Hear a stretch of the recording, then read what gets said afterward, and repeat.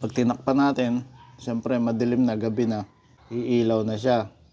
Ngayon, pwede mo siyang iset ng mode sa mahina, tapos biglang lalakas kapag mayroon tao. Pwede mo rin na yung i-off. Pwede rin naman yung malakas, ayan, kapag may tao, biglang iilaw. Pag wala ng motion na nadidetect, mag-o-off siya.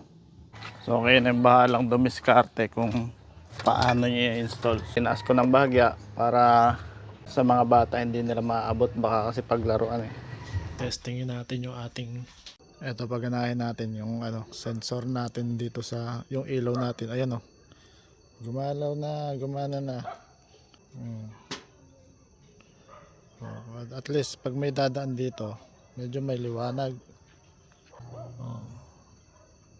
So may smart sensor yung ilaw natin na nilagay dito. Kapag may na-detect siya na galaw o movement dito sa harapan, ayan malayo ako nyan.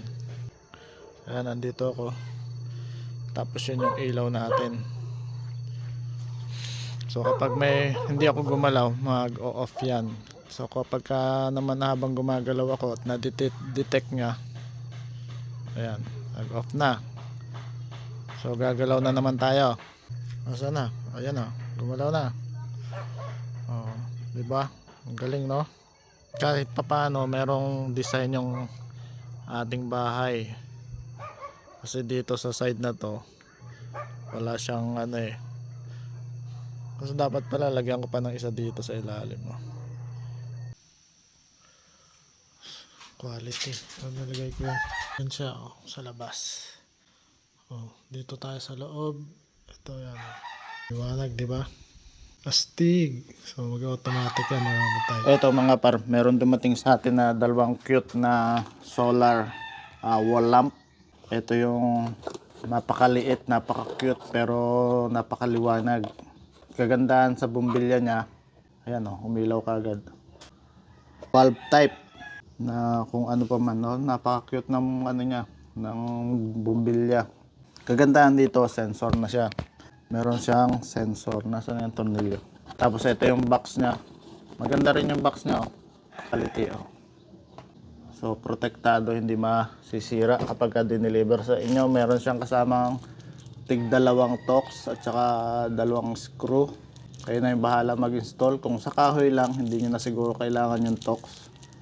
Kung sa simento naman, gamitan nyo ng tox para matibay. Tapos meron siyang tatlong mode. Yung isa, yan, para mas matagal yung battery life niya. Pwede rin malakas nga, yun.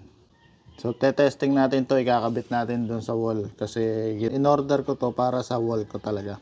Pandagdag disenyo, pandagdag halina, ika nga. Dito lang siya ito tornilyo, dalawa.